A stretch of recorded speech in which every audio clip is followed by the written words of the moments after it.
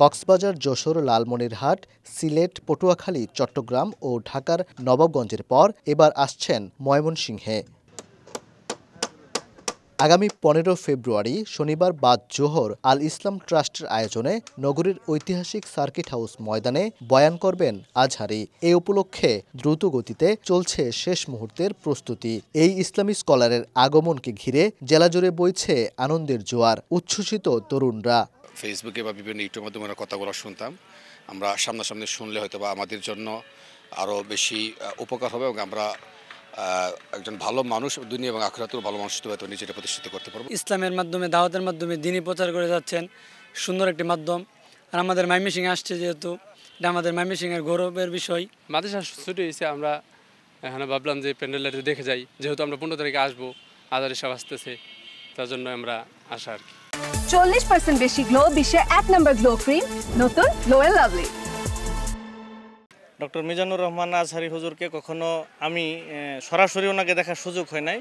এইবার আমরা অধীর আগ্রহে অপেক্ষা করছি যে উনি ময়মনসিংহে আসবেন, সশরীরে আমরা ওনাকে দেখব এবং ওনার মুখ থেকে আল কোরআনের যে তাফসির সেটা আমরা শুনবো। এবং শুধু আমি না, আমি সহ এই বৃহত্তর ময়মনসিংহের লক্ষ লক্ষ তরুণ যুবক সহ তৌহিদি জনতা, ইসলাম প্রিয় তৌহিদি জনতা, ওনারা অধীর আগ্রহে অপেক্ষা করছেন। আয়োজকরা জানান, পুরুষদের জন্য সার্কিট হাউস মাঠ ও নারীদের জন্য প্রস্তুত করা হচ্ছে জেলা স্কুল হোস্টেল মাঠ। এছাড়াও জনসমাগমকে মাথায় রেখে আশেপাশের আরও অন্তত 4টি মাঠ প্রস্তুত করা হচ্ছে। সমাবেশকে ঘিরে 3টি মেডিকেল ক্যাম্প, 4 শতাধিক অজুখানা ও ওয়াশরুম এবং পর্যাপ্ত খাবার পানির ব্যবস্থা করা হবে বলে জানিয়েছেন আয়োজকরা। মাহফিল সফল করতে জোরে সোরে চলছে প্রচারণাও। এতে 10 থেকে 15 লাখ লোকের সমাগম ঘটবে বলে আশা আয়োজকদের। বিভাগীয় মাহফিল হচ্ছে এবং ওনার প্রতি একটা মানুষের ওয়াজ শোনার ব্যাপারে আগ্রহ সৃষ্টি হয়েছে। তো আমরা চেষ্টা করছি যে বৃহত্তর ময়মনসিংহের সর্বস্তরের মানুষের কাছে এটা পৌঁছে দেওয়ার জন্য, এবং আমরা এই পর্যন্ত যতটুকু আমাদের প্রচারণা যেটুকু চলছে, আমরা আশানুরূপ আমরা সাড়া পাচ্ছি যে আমাদের কাঙ্ক্ষিত মানের প্রচার এখানে হচ্ছে। সার্কিট হাউস মাঠের ধারণ ক্ষমতা এবং আশেপাশের আঞ্জুমান ঈদগাহ মাঠ, জেলা স্কুল হোস্টেল মাঠ, গভর্নমেন্ট ল্যাবরেটরি স্কুল মাঠ সহ, উমেদ আলী মাঠ সহ এই আশেপাশের মাঠগুলো ধারণ ক্ষমতা অনুযায়ী আমরা আশা করছি এখানে 15 থেকে 20 লক্ষ লোকের সমাগম হবে। তো এই 15 থেকে 20 লক্ষ লোকের সমাগমকে আমরা মাথায় রেখে পুরো মাহফিল শৃঙ্খলা বিভাগ, তারপরে স্বাস্থ্য ব্যবস্থা, পানি স্যানিটেশন, পয় নিষ্কাশন আমরা সেভাবে ডেলি সাজাচ্ছি। মাঠের প্রায় 70% কাজ কমপ্লিট আমরা মনে করি।